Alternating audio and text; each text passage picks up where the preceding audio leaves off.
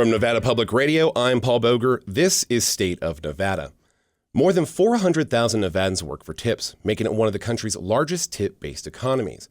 So it's no surprise that President Donald Trump chose to take a victory lap on his new tax cuts during his first trip to the Silver State since the inauguration. He urged Nevadans to vote for Republicans in November despite growing concerns about affordability. Addressing a crowd of roughly 250 people wearing Trump-themed swag, the president asserted that Las Vegas is home to the largest tip worker base, quote, anywhere in the country, anywhere in the world. Here's what he had to say to supporters on April 16th.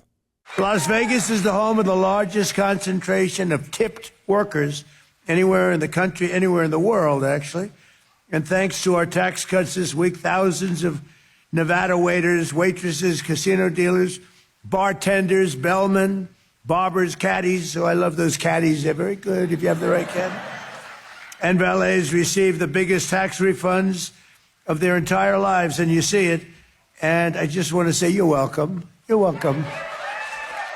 The president's visit came as Republicans and Democrats across the state are gearing up for this fall's midterm elections. Joining me to talk about how the president's policies may affect elections is Megan Messerly. She's a White House reporter for Politico, and before that, she was a Nevada-based journalist working for the Las Vegas Sun and the Nevada Independent. Megan, thanks for chatting with me. Of course. Always a good day to be back in Nevada.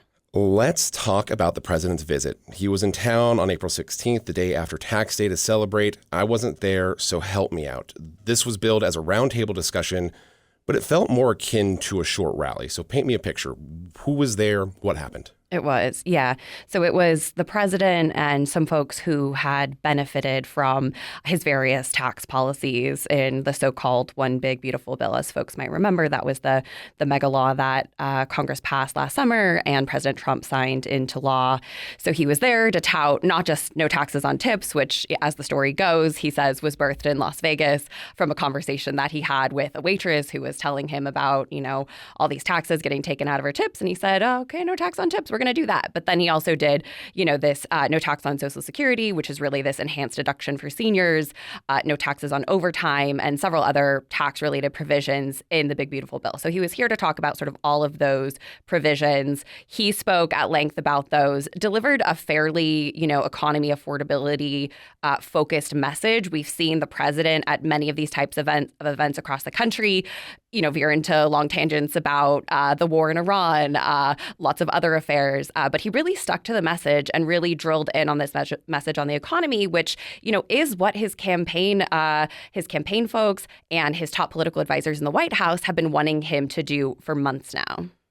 Do we have any sense of just how popular these policies are? No tax on tips, no tax on overtime. How popular are they with voters? They're incredibly popular, right? You ask folks if they want a tax cut, and that sounds, just peachy keen to many of them. So they are quite popular. I think the bigger question, though, is how durable are they, right? This is the argument that we've heard from Democrats time and time again. No tax on tips. Nevada's congressional delegation has pushed to make these tax cuts permanent. They only go through, for instance, for no tax on tips, they only go through tax year 2028. And so, while this is welcome relief for a lot of people, it is a short-term kind of thing. Plus, on top of that, a lot of folks are already grappling with, high prices at the grocery store, the price of beef still, higher than folks would like it. With the Iran war, we're seeing gas prices. Anyone driving around sees what prices are at the pump. They're even worse here than they are in D.C. But that is really providing a pinch on these otherwise, welcome tax benefits for people. So what about the economic impact of these policies? Do we have any sense of how they're affecting the economy, say in Nevada or Las Vegas?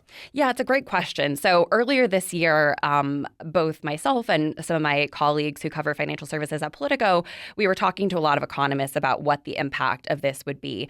There was some concern that the refunds would act essentially as a stimulus and actually could, create worse inflation. We're not seeing that so much right now because because again, these enhanced refunds that people are getting, are really being eaten away by the sort of economic squeeze that we're in right now. So again, I talked to economists here in Las Vegas, economists nationally, and the big thing they say is, again, these refunds, I guess, are sort of cushioning some of the blow from the increased gas prices, but they are really being largely eaten up by that. And so, again, welcome to a lot of folks, but the thing I keep hearing from folks on the ground here is just like it's not enough.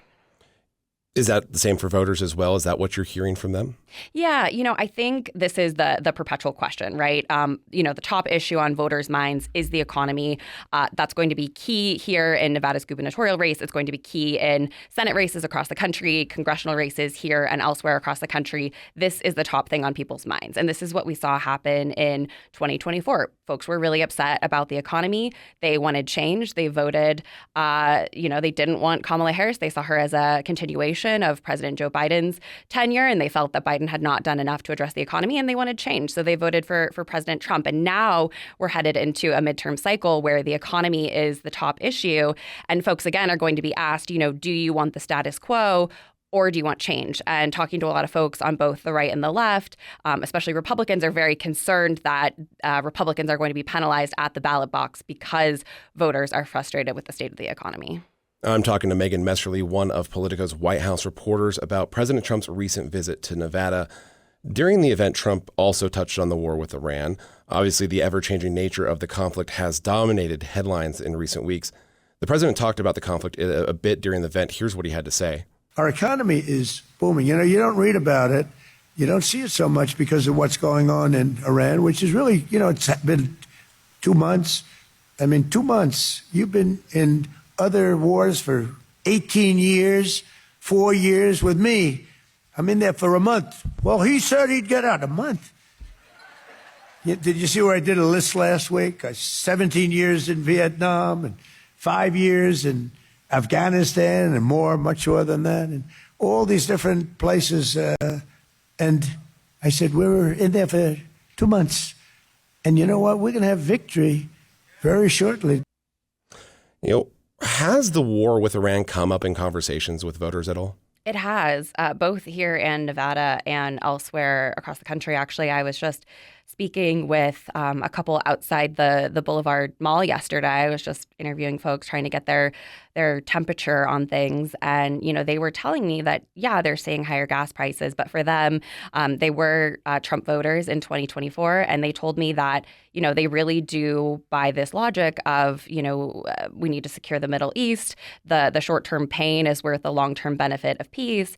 At the same time, we know from looking at the poll numbers, that is not the dominant view of the majority of Americans. This war is extremely unpopular. The president's favorability ratings have significantly declined since the beginning of the war. Again, a lot of folks, sort of understand the president's logic of wanting to prevent Iran from getting nuclear weapons, but they haven't fully bought the case that the White House has made. And the White House sort of did struggle to make that sort of cogent case from the very beginning, which maybe would have staved off some of these concerns. But instead, they're grappling with sort of a skeptical public that is saying, okay, yes, we understand the goals of the war, but we haven't been fully persuaded that this was necessary at this point in time. And at the same time, I'm trying to afford my bills, put food on the table, and I'm looking at $5, $6 a gallon prices at the pump. And that's a hard argument for a lot of folks to swallow. Looking ahead toward November, you mentioned polling. The president has an approval rating of about 38%, with voters disapproval of about 58%, with about 50% saying they strongly disapprove. That's according to an NBC News Decision Desk poll. The president obviously isn't on the ballot this go-around in November, but what sort of impact do you think he's going to have on state and local races here in Nevada? Look, like it or not, for a lot of Republican candidates, the president is still the leader of the Republican Party.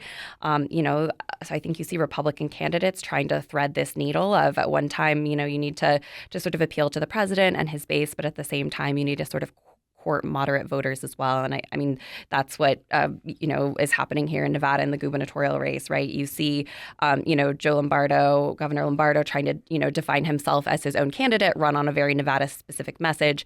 At the same time, he can't sort of escape the national climate, the national economy, right? All politics is local, but the president looms large over all of these races in Nevada. And so I think what you're going to see from Democrats, surprise, surprise, is they're going to try to tie Republicans as closely as they can to the president. They're sort of salivating at those, poor favorability ratings that you mentioned.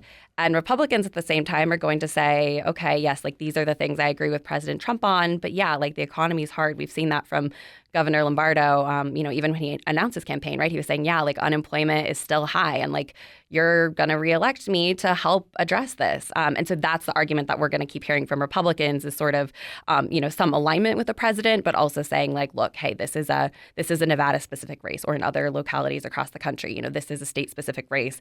Vote for me because I know this community. It's not those folks in D.C. who are going to have the most impact on your day-to-day lives. Megan, we've got about a minute left. Control of Congress is at stake in this midterm. We don't have a Senate race in this year, so we're not going to see quite the intention that we've seen in previous years as a state. That said, is there still attention being paid to Nevada? Yeah, absolutely. I mean, again, as someone who spent 7 years reporting here, I will be always on the train of my old boss, John Ralston, of #WeMatter. But yeah, I mean, Nevada is still an incredibly important state, especially when you think about the role of working class voters and working class Latino voters. This is an incredibly important segment of the electorate, not just here, but across the country. Obviously, Nevada is very idiosyncratic, but there's a lot of lessons here. And specifically, I do think the gubernatorial race here is going to be very instructive in terms of how working class voters, vote and what that means for 2028. Megan Messerly is a former Nevada-based journalist who now writes for Politico as a White House reporter. Megan, thank you so much. Thank you again.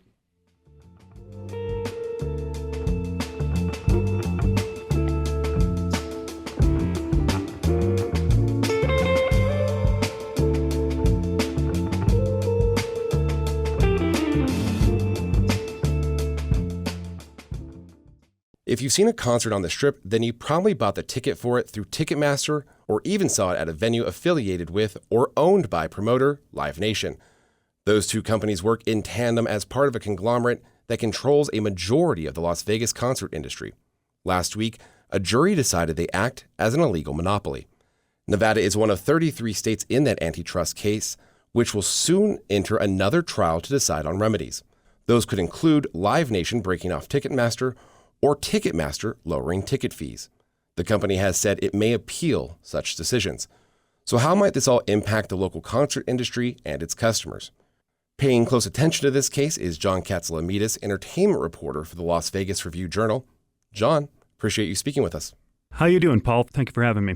Glad to have you. Why does Live Nation make such a big part of Southern Nevada's entertainment industry? Well, Live Nation is dominant primarily through its residency headlining exclusive agreements. That's where they are. They control 70% of the overall ticket purchasing market, the live entertainment ticket purchasing market in Las Vegas.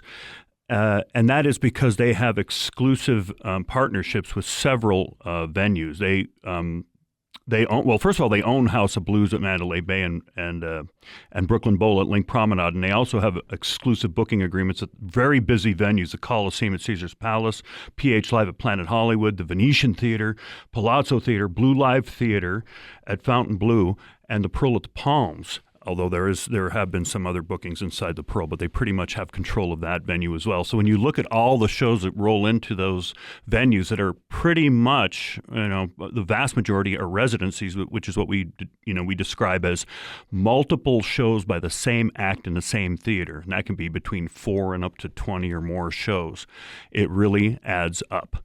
So that's, and in the touring concert environment in Las Vegas, they are on parity with AEG because AEG has T-Mobile Arena and Allegiant Stadium is open, and there is more parity that way. And also keep in mind, Live Nation books most of the shows at Sphere, which is that is a huge number of tickets every week. So that's why, Live Nation and Ticketmaster, they have an exclusive deal with each other. Live Nation acquired Ticketmaster in 2010, and or even a year before that. It was ratified in 2010. So they've been partners for a long time, and that means Ticketmaster has, as a primary seller for all those venues and all those shows that I mentioned. That's why they have. They are predominantly, powerful in our market, and that's where it all begins. So besides Ticketmaster, Live Nation, AEG, are there any other companies that compete with those companies here? Not on any scale. We have some independent bookers. There are some venues. Danny Zalisco, for example, who's an independent booker, has brought shows into the Smith Center and the Westgate. The Smith Center will book itself, but nobody on that scale. And that has been what the concern has been for people who are fighting the Live Nation and Ticketmaster conglomerate. They want to be able to have booking contracts outside of that relationship in all these venues. So how do you think the news of this hangs over the Las Vegas concert industry? Well, I think this is the first time that we've seen, no matter which side of this issue you're on, the possibility, the legal possibility is on the table that Ticketmaster and Live Nation could be broken up. And that would be a very big deal. That would affect exclusive contracts at venues for residencies. It would open up all these venues. That is a big deal. But this is going to be a grind, Paul. This is not, Live Nation is not going away. They're going to fight this thing, and they have stated they're going to fight every ruling that is not in their favor as we move forward. And that goes for the penalty phase of this, the retribution phase of this too. They're going to be fighting. So it will be, are you saying, how long is it going to take before we see, tickets to shows at the Coliseum or Sphere drop? And I can tell you it will be probably, I would say, a matter of years. I don't think it's going to happen anytime soon, but there does open up the possibility that we're moving in a direction that the public will be offered lower tickets. Do you think the casinos that host these Live Nation affiliated venues are concerned? I can only tell. I don't know if they're really concerned, because I think if you are Caesars Entertainment, you operate those venues. If you're Fontainebleau and have Blue Life Theater, Venetian, Palazzo, and those venues, I think you're pretty confident that you have facilities that have a track record of attracting superstars no matter who books them. That's my read on this. I think that you would prefer, if you're at the resort level, to maintain a partnership that you've established that is working for you. Whether it's with AEG or Live Nation or whomever, AEG has Encore Theater, for example, and the theater at Virgin, and also Resorts World, and it would be the same thing in those instances too. You prefer to have a seamless booking system and ticketing system with whom you are working. But I think logically you'd have to be prepared to say, what if we don't have this locked in anymore? What if we are looking at free agent promotion companies and ticket platforms in the foreseeable future? I think that anyone wise would at least be discussing what those options would be if this were to come to fruition and Live Nation and Ticketmaster were to break up. We've talked, these residencies draw tourists from all over the country, all over the world. Do you think tourists care about this, or whether they have to deal with Ticketmaster? Or is that something that may be keeping them away? I don't know if it's, right now Ticketmaster would be, if you're concerned about spending too much money for shows at the Sphere and you go onto the platform and you see the tickets and they're on Ticketmaster, you do have some brand fatigue there. You do act out against, that brand. But I think what consumers are mostly interested in is being able to see a great show at an affordable price, no matter where the platform is. And we're getting to the point where, if you go to a lot of these venues, you can pay down your tickets on a payment plan, on a system such as Klarna, for example. So it's like, buying any other high dollar amenity or possession, you get the option of a payment plan. So you can, a lot of people like that. And if you really want to see a band and you have to pay $1,000 a ticket, you can pay in installments, but it's still, I don't think that is the ideal answer for everybody. I think what people are telling me and what I have thought about is, when we were in a generation earlier and going to concerts, we could afford to go to concerts. Even when I was broke, I could go to concerts, in my 20s. And some of the bands that I was seeing in my 20s that I could afford to see are those that are probably priced out of the market now. Bands like Journey and the Eagles, I saw in the day. Police, Sting, the list goes on. Kiss, and I think that's where the really emotional resonance is rooted. It's in that memory, and people think that they have a right to see shows at an affordable price. The answer to that, of course, on top of all of this, Paul, is the market is allowing this. The market demand dictates these prices, whether it's if you see it as unfair or not. That's why, because the Eagles sell out Sphere all the time. Backstreet Boys sell that place out. And what do you say to that? I mean, what's the problem? They drive business in a lot of ways in Las Vegas. Backstreet Boys, I've been told, saved our tourism industry last summer because of their business at Sphere. So, there's no simple path to a solution that everybody agrees on. I'll tell you that. That's John Ketzlamidis, entertainment reporter for the Las Vegas Review-Journal. Now I want to bring in Rebecca Hall-Allensworth. She's a visiting professor at Harvard Law School who focuses on antitrust. She holds the David Daniels Allen Distinguished Chair in Law at Vanderbilt Law School. Rebecca, thanks for talking with me. Thanks for having me. This case has attracted a lot of attention, mostly because of the furor from music fans who weren't able to get concert tickets or have paid too much for them. So I want to address 2 points first. For anyone that could only use Ticketmaster to, say, buy Taylor Swift tickets and then got shut out or saw prices soar suddenly, does any potential remedy address that? And is there any potential scenario where multiple ticketing agencies might be allowed for the same show so people have a choice? Yeah, so the answer to both those questions is yes, in the long term and indirectly. So there's not going to be a remedy that says that Ticketmaster has to get better at what they do. But there is going to be hopefully a remedy that will open up competition here.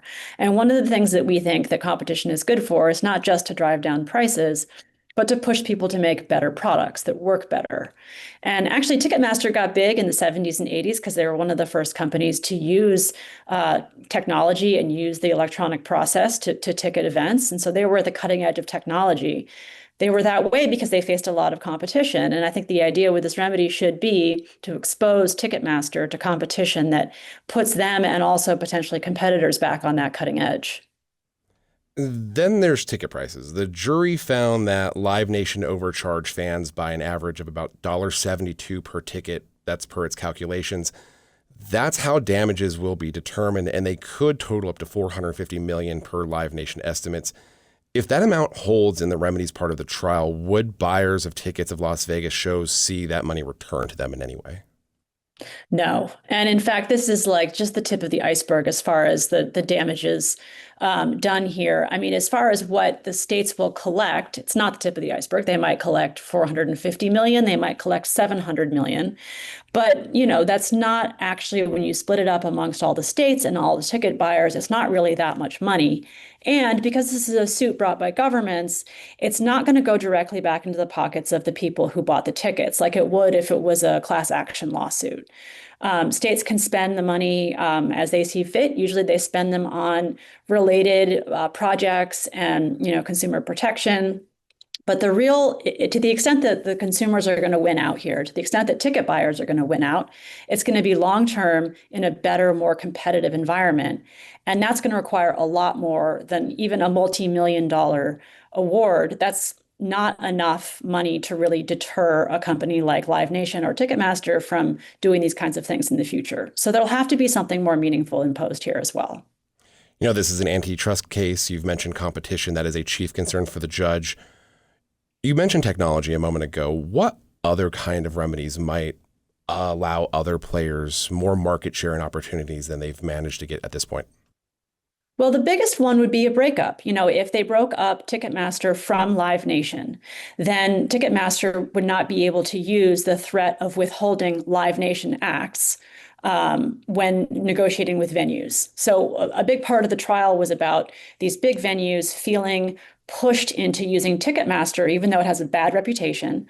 They had to use Ticketmaster for all their ticketing for the whole season because there was this threat, implied or otherwise, that if they didn't, they wouldn't get the big headlining acts that they kind of needed to get through their stadiums to make ends meet. So if you severed the company along those lines, they wouldn't be able to bully it in that way. The hope then is that other ticketing platforms like AXS or SeatGeek would be able to pick off some more of these venues as clients, as customers, and to get market share and to become better, more viable competitors.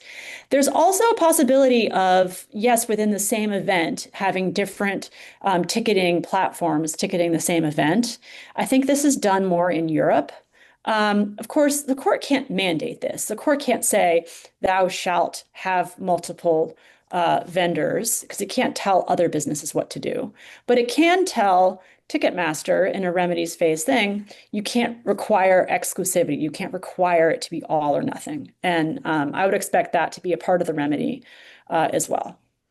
The Department of Justice and a handful of other states have already settled with Live Nation. It's not finalized yet, but some lawmakers are already criticizing it as insufficient.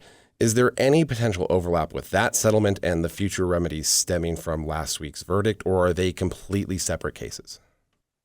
So I think that Live Nation will argue that there's a lot of overlap. Live Nation will argue the settlement that we have entered into with the DOJ covers the anti-competitive problems that the jury found. And so what you should do, Judge, is you should just impose that same set of terms on us for the state cases, as for the federal plaintiff. So that's going to be the minimum of what the judge will impose here. I think the judge is much more likely to go further. I think that the politicians that have been criticizing the deal are right, and I think the judge is likely to see it that way and elect to go further. So they're separate in the sense that the judge can do more than what's in those terms.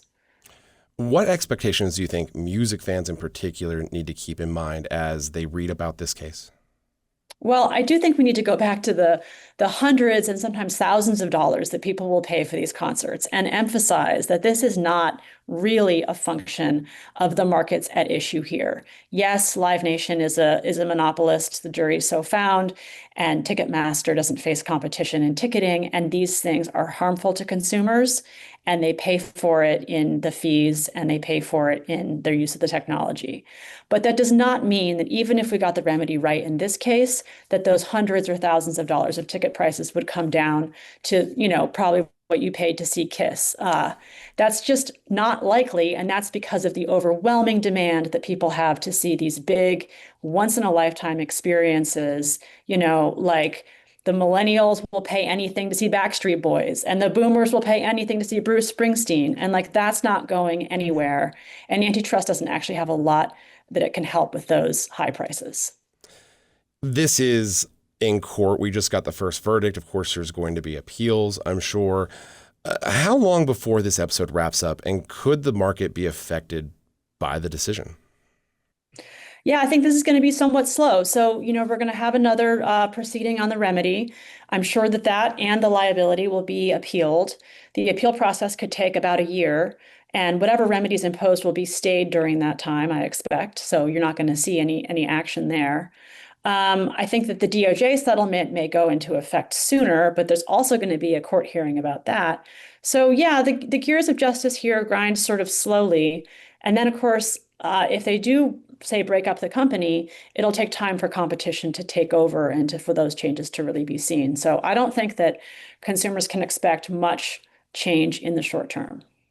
John, we have about a minute left. We are already seeing ticket discounting here in Las Vegas. Caesars Entertainment just announced $30 to $50 tickets for several of its shows, including 2 of its residencies. Do you think there's some fatigue in the market setting in? I don't know if I would define it as fatigue necessarily. I think there has been a high saturation for the ticket buying public, especially since Sphere has come online.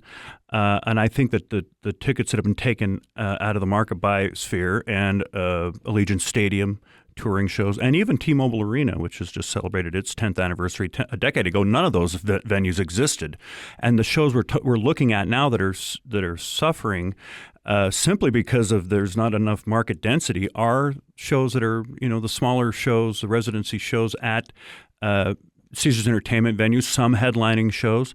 I brought up the fact a few weeks ago that Absinthe, which is the juggernaut at Caesars Palace, is celebrated its 15 years. They've been offering ticket discounts. We've seen Cirque du Soleil.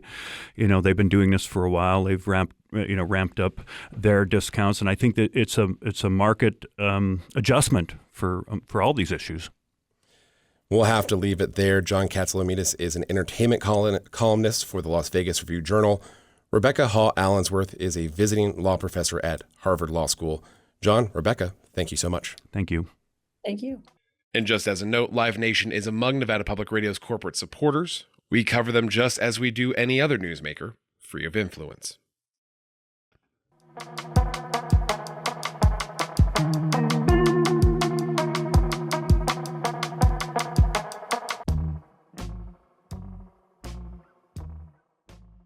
Earlier this year, the Washoe Tribe of Nevada and California bought over 10,000 acres of land from the city of Santa Clara. It was land that the Washoe had originally settled and occupied. It's the first of many land-back purchases the tribe plans to make. KNPR's Jimmy Romo has more. Traditionally, federally recognized tribes that want their land back have to wade through the U.S. government's notoriously long, slow-moving bureaucracy. Well, as we've known as tribal leaders, especially known that the Bureau of Indian Affairs, the BIA, takes forever. And when it comes to land, it's not just the BIA that it goes through. It has to go through all of these departments within the federal government and get a checkoff saying, okay, this is okay to do. That's Cyril Smokey, the chairman of the Washoe Tribe of Nevada and California. Smokey's people, the Washishu, wanted to avoid that red tape. We can actually move things faster by having it in a fee status to where we are paying taxes rather than going through the Bureau of Indian Affairs and trying to jump through the hoops of the federal government, even to do conservation projects. In February, the tribe purchased over 10,000 acres of land, about 20 miles northwest of Reno, for $6 million. The acquisition roughly doubles the tribe's land, but it was a decision that didn't happen overnight. Years of consulting with parts of their 1,400 members went into it. Once enough people were on board, the council had the final say on whether to buy the land. They created a trust account to purchase their first property, helping to restore their original boundary. The tribe consists of 4 colonies, 1 in California and 3 in Nevada. The expansion is on the California side, along the middle fork of the Feather River's watershed. They plan to call the site the Welmulti Preserve. It returns to the Washoe, land that was taken from them in the late 19th century through a federal policy known as allotment. Here's Smokey again.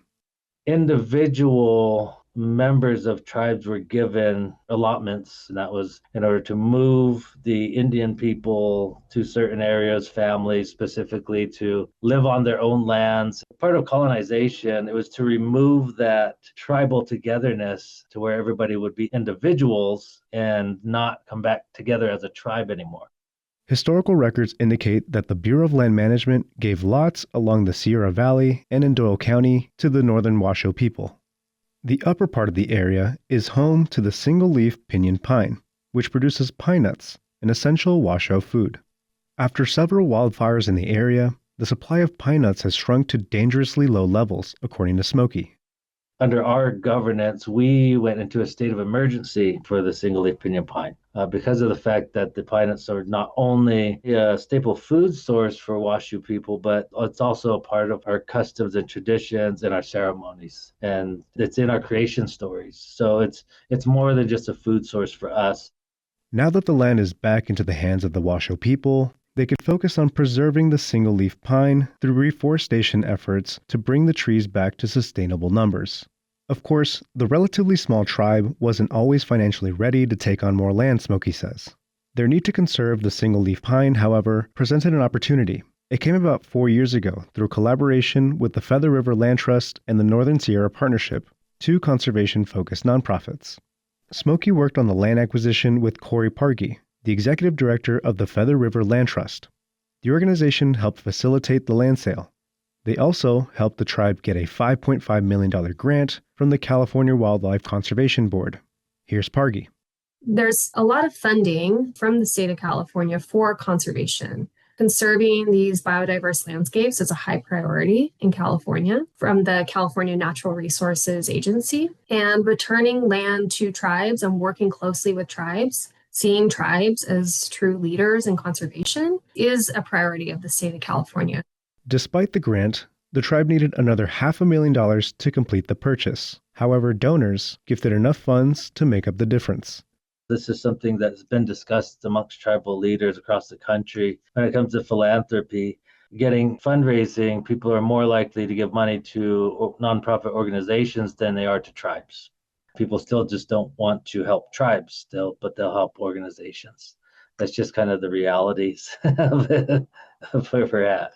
Although the plan is to set the land aside for preservation, Smokey hasn't taken the possibility of economic opportunities for the Washishu people off the table. Jimmy Romo, KNPR News.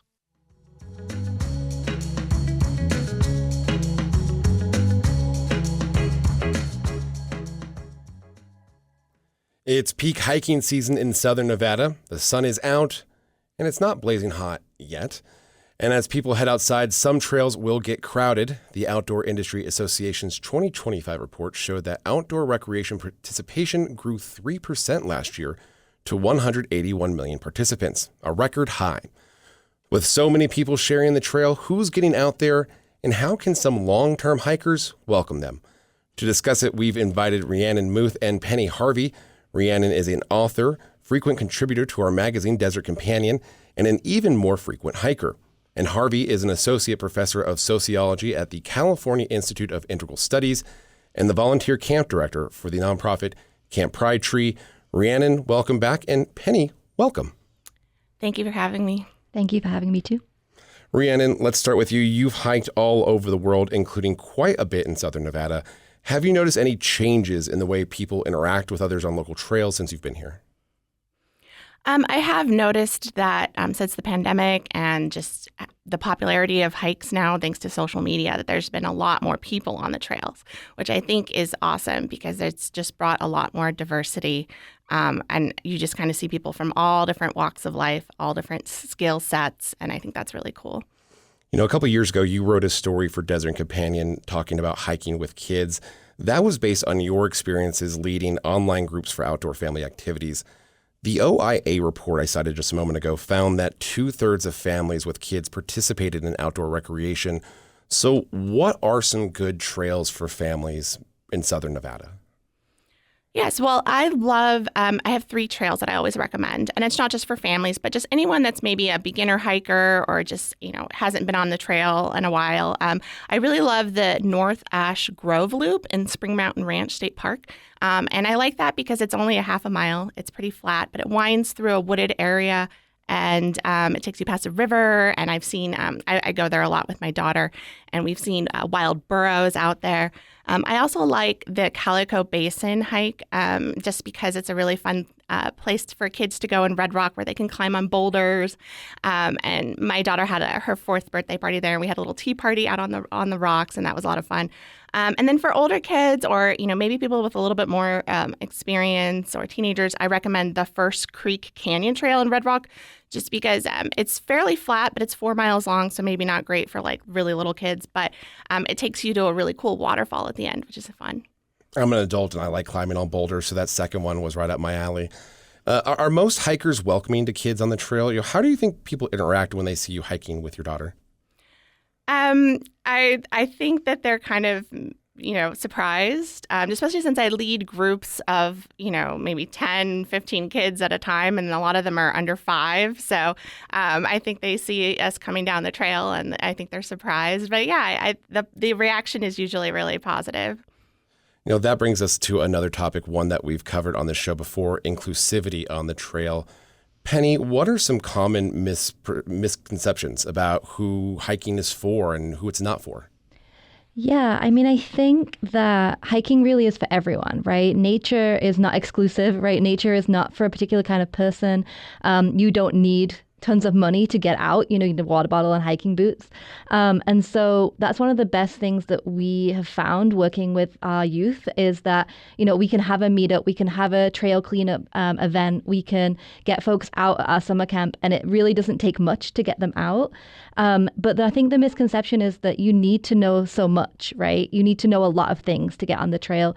And queer culture, I think, mirrors hiking culture in that way because we really pass down that knowledge, right, from the mentors, from people that have done it before. So all you need is to find somebody that's hiked before, that's been in queer community before, and say, hey, how do I access this? Will you take me? Will you come with me? And so much of that knowledge and information and community is shared. I think that that's something where the two places are really aligned. And so it can be a really great opportunity to connect both queer youth and outdoor folks together and to really build some space and build time together and connect with nature.